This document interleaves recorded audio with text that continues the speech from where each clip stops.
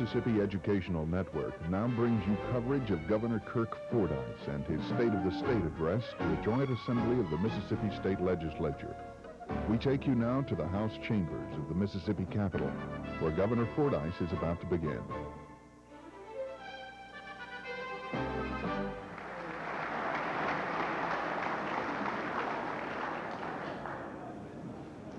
Ladies and gentlemen of the Joint Assembly, I present to you the Honorable Kirk Fordice, the 61st Governor of the State of Mississippi.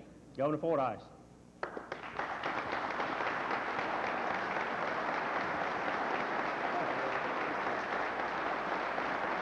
Thank you. Thank you. Thank you. Appreciate it. Thank you all very much. Thank you. Thank you very much. Thank you.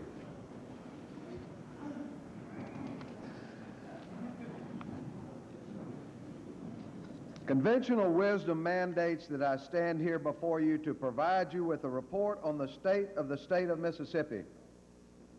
I believe that wisdom to be ill-founded, for often those activities that we engage in over and over again come to be viewed as routine, commonplace, or unimportant. Along with the ladies and gentlemen of the legislature, I must say to all Mississippians within the sound of my voice that what we're about to embark on is anything but routine, commonplace, and unimportant. In the Broadway musical Fiddler on the Roof, the father character, played by Zero Mostel, muses at why his headstrong daughter refuses to grant to him the authority over her life's biggest decision, choosing the person to whom she will be married that he believes is his right by tradition. In the end, we are taught by that play it is the needed change, the casting off of the old, and embracing of the new that liberates the daughter, the papa, and the community itself. Tradition itself has wonderful connotations and can provide us with beautiful and memorable ways to remember things that are valuable in our past. Doing things the old way simply because that's the way we do it, however, can be a dangerous impediment to the dramatic change mandated by the people of Mississippi on November the 5th of last year. You, members of the legislature, I know share my view that this is a time for change. We can, together, and only together, change our fiscal and budget practices. Our old ways of short-sighted reliance on one-time sources of revenue for ongoing expenses, budgeting to 100% of projected revenues, and of the year-end and the end-of-the-year bookkeeping tactics to circumvent our constitutional requirement for a balanced budget, and similar means of managing our fiscal affairs will no longer serve us. Consider with me for a moment where the old ways of doing things has led us. For fiscal year 1992, virtually 100% of estimated revenues was budgeted to be spent. That practice is imprudent even when revenue projections are precisely accurate. When, as appears to be the case this year, revenue projections actually fall millions of dollars short of projections, despite the best estimate our experts can give us, a budget that was already built on the brink of the crevasse tumbles over the edge. By letter dated January 13, 1992, Marshall Bennett, our state treasurer, advised me that there was a balance of $5,252 in our general fund stabilization reserve. The entire balance of over $38 million has been borrowed from and is due back to the state's working cash balance revolving fund. The entire $4 million held in the general fund reserve is regularly on loan to the Department of Human Services, month after month after month. Although the information on January revenues is not yet in, the information provided my office leads me to conclude that we may expect to come more than $30 million short of revenue projections for fiscal 1992, which ends on June 30th, 1992. If any among us is not yet convinced of the need for immediate and innovative corrections to our fiscal policy, consider what has happened to our cash balances over the past 4 years. On July the 1st, 1987, the auditor's cash balance in the general fund was over $115 million. On July the 1st, 88, that balance had slipped to $88.5 million. The next year, the balance almost held its own and only went down $4 million to $84 million. On July the 1st, 1990, our fiscal policy had left us with a cash balance in the general fund of only $4.9 million. And on July the 1st, 1991, that figure had slipped to $3.5 million. Today, after plummeting from $115 million general fund cash balance to $3.5 million in 4 years, our cushion is completely gone. And it appears that we will fall millions of dollars short for our budget this year. In all good conscience, we must set aside the old smoke and mirrors methods of budgeting and immediately reform our fiscal policy. Join me today in support of a measure now being prepared by House Appropriations Chairman Charlie Capps to limit our budgeting and appropriations to 97% of projected revenues. Unless we take this step immediately to impose upon the budgeting process itself a limitation on government's insatiable desire for more and more money, we have no realistic prospect of standing in more comfortable financial condition when I come before you again to report on the state of the state in January of 1993. Our need for change does not stop there, however. I'm calling upon the members of the Mississippi legislature to join me in support of a measure to maintain a permanent budget cushion of 5% of the general fund budget. With such a provision in place, we can assure ourselves of a genuine rainy day account for emergency expenditures and be in position to act prudently when actual revenues fall farther short of projections than even our 97% rule would remedy. Further, with regard to fiscal responsibility and integrity, I am asking the members of the Mississippi legislature to join with me in a commitment that the year-end practice of allowing a previous year's debts to be paid out of a new year's budgeted funds will not be repeated. Our state constitution requires a balanced budget at the end of each fiscal year for good reason. Our people have the prudence and responsibility to require such a rule, even though Congress has refused time and again to follow suit at the federal level. We must not circumvent the mandate of the people of this state and of our Constitution by year-end bookkeeping sleight of hand ever again. We must also reconsider our old way of looking at education in our state. This fiscal year, the State Board of Education bureaucracy will spend approximately $1 to maintain itself for every $160 actually spent in our schools through the minimum foundation program. By comparison, our much more efficient community colleges will be administered for only about $1 per $230 spent at the school level. We cannot afford to spend our money on more and more bureaucracy and administration when our real need is for the classroom education of our children. For months now, our education bureaucracy has been claiming that it must have $30 million restored from cuts that were imposed last year. Then, almost miraculously, after months of strident cries that unless the $30 million is restored, our schools will suffer miserably, and after mobilization of the state's school children to fight the bureaucrats' political battles, we learned last week that the bureaucracy thinks it needs not $30 million, but only $20 million restored after all. But did we see that change of heart splashed across the pages of the local print media in the same tone that the media demanded restoration of the $30 million? We did not.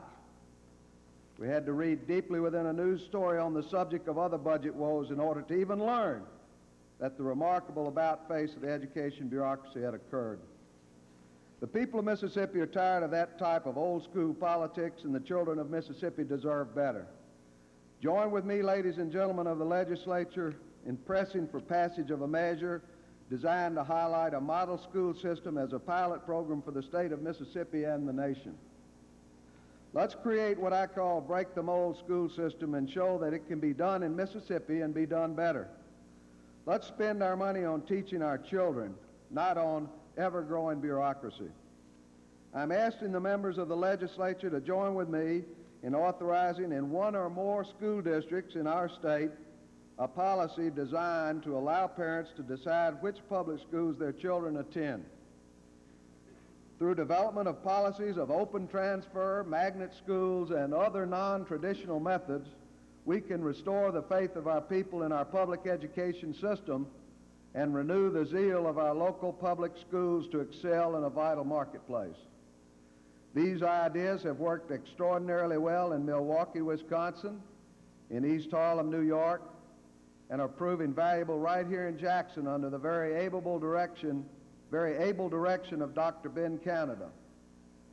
Dr. Canada chaired this administration's Transition Task Force on Education, and I've asked him to be here with us this afternoon. Please join with me in honoring him for his efforts here in the Jackson Public Schools and for his innovativeness in attacking old problems in new ways. Would you stand up, Dr. Canada? Thank you. Thank you.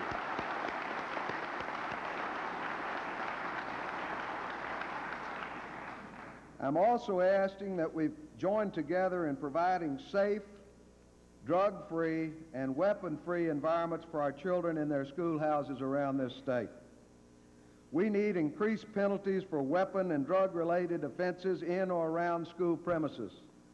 And we must insist that the offenders who are charged with drug-related crimes or for carrying weapons upon school premises be tried as adults, be charged with felonies, and face maximum penalties.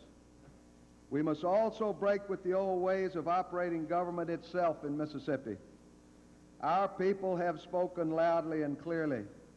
They sent a clarion call on November the 5th of last year.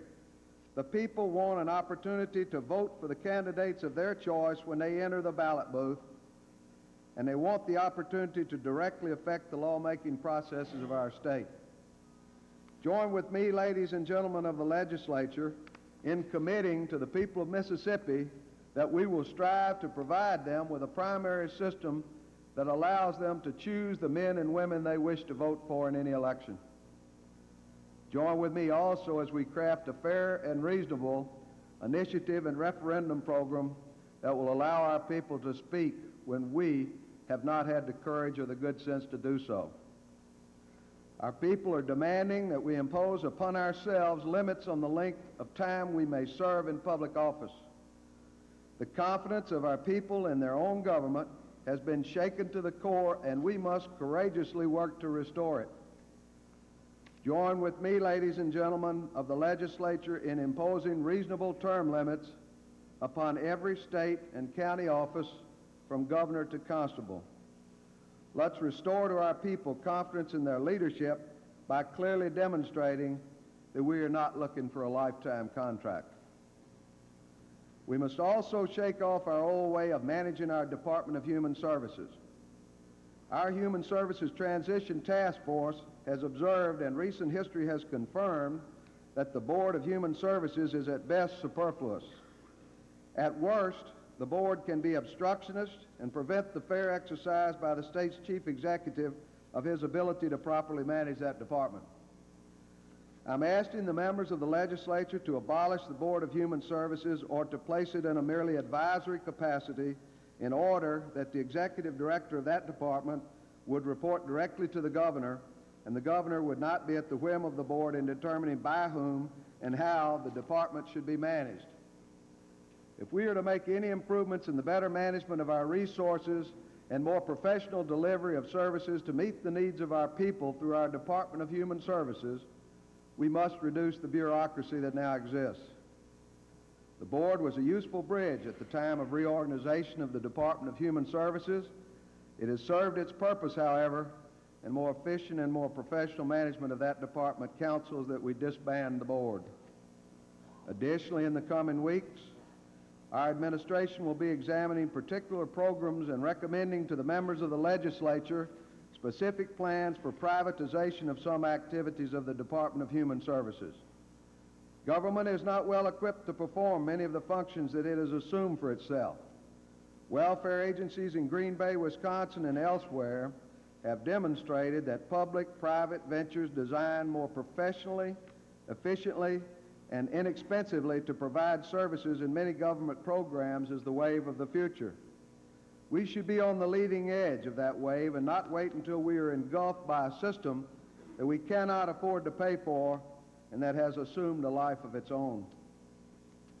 I've already discussed with Ms. Sue Hathorn, our interim executive director of the Department of Human Services, my specific interest in improving the department's enforcement of child support responsibilities.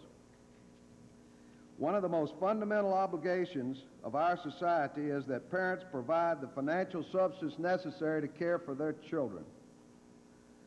I'm advised that much of the improvement necessary in this area can be realized without the need for legislative action. Nonetheless, I'm asking the ladies and gentlemen of the legislature to join with me in a commitment to do whatever is required to provide Ms. Hathorn the necessary change to manage the strong enforcement of child support efforts. Economic development, we can all agree, must be assigned priority in our agenda for action.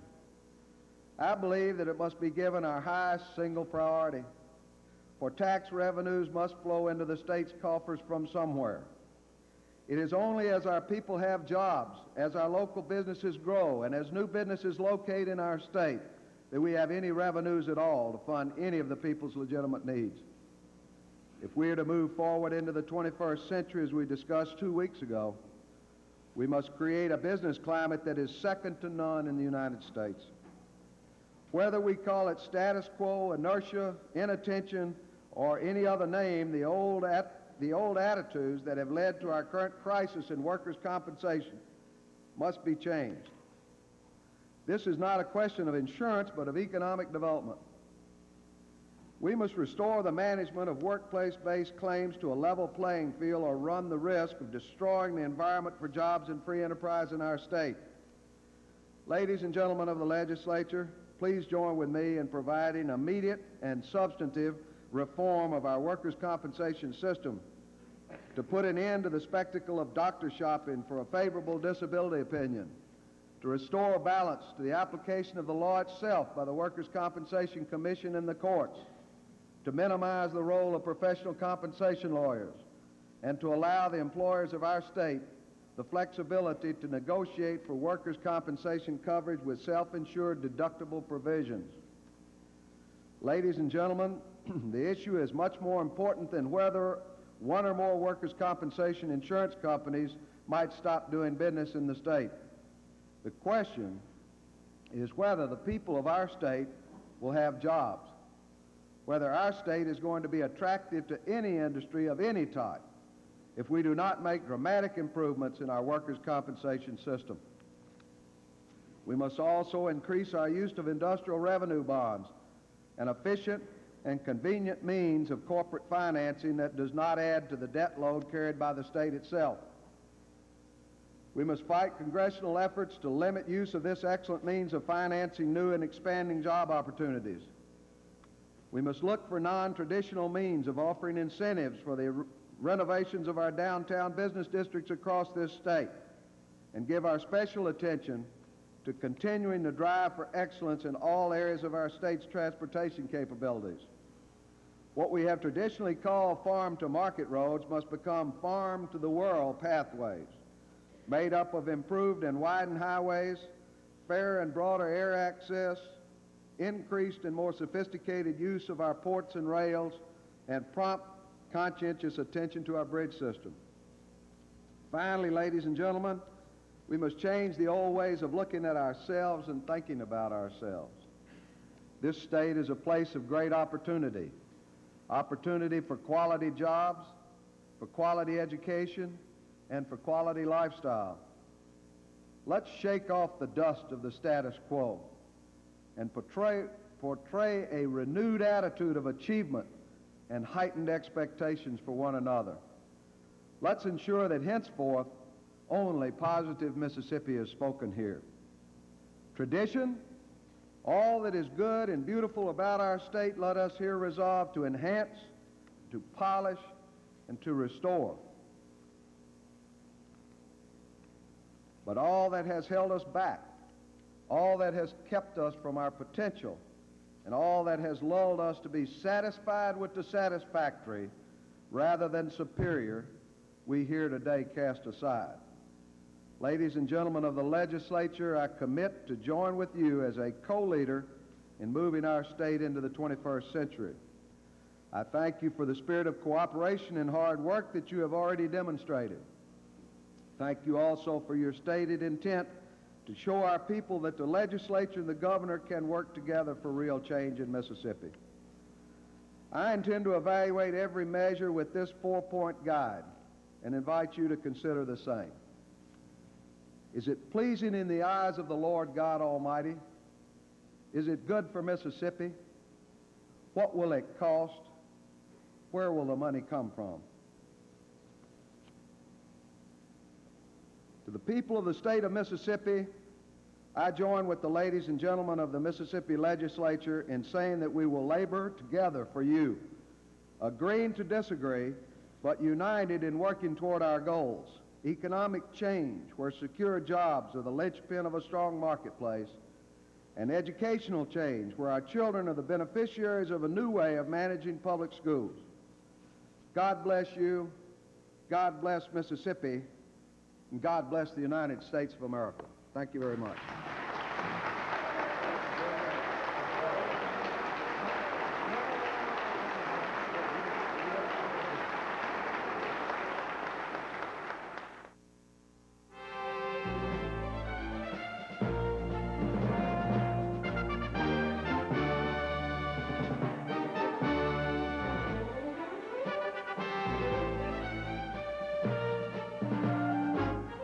You have been watching coverage of Governor Kirk Fordice and his State of the State address to a joint assembly of the Mississippi State Legislature.